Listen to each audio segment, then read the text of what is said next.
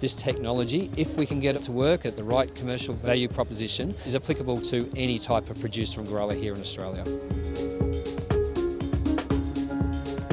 What I'm seeing at this conference is the use of mixed reality right across the board. So we can increase production, make workers more efficient. We can use it in schools. A teacher could educate their students about the supply chain. We could even use it to educate the export markets of how we farm here in Australia. So really, mixed reality is just a new way of communicating.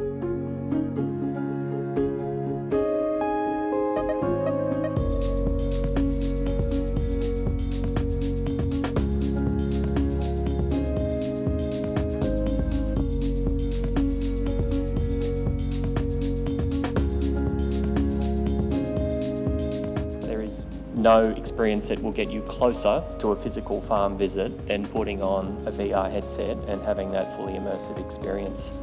It allows students and teachers from around Australia to access the inaccessible.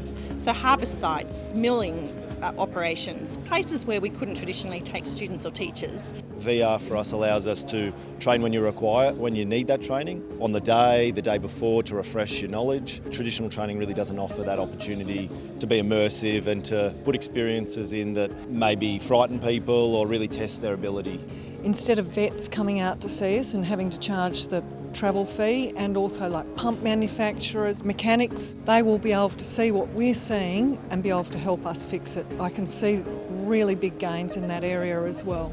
Like if the farmer could go out and say, I want a trench dug here, and if they could annotate that into the real world, almost like drawing a line, and then the person the next day could come out and hold up their phone and say, oh, here's where you want me to dig.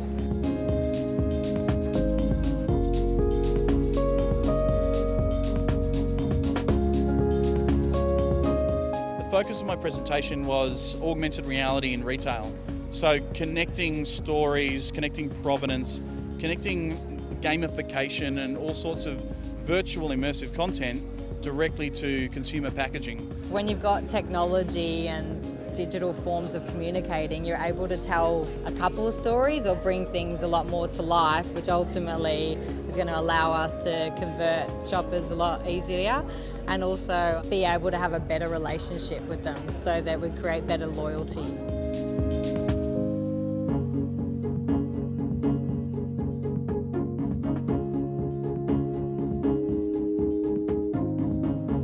Essentially, we ran a remote audit, a mock audit of one of our supplying plants with, in fact, their joint venture partner in China itself. And we did that in real time. Good to see what some of the technology is that's looking at being deployed in the processing sector, and also then the potential for following through the supply chain for transparency on farm.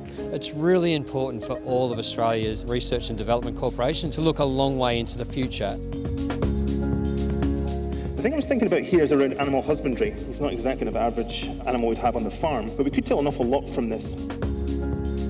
Last year, Rio achieved 4.5 million kilometres of autonomous transport. You've got to be committed, you've got to resource it properly through money and people, and you've just got to maintain that vision. Success for me will be in 2 years' time when we run this conference again. Every presenter's got 2 people up on stage. So an end user talking about this is how they're using it on their business, this is the value proposition, and then the solution provider saying this is how it works and how else we could use it.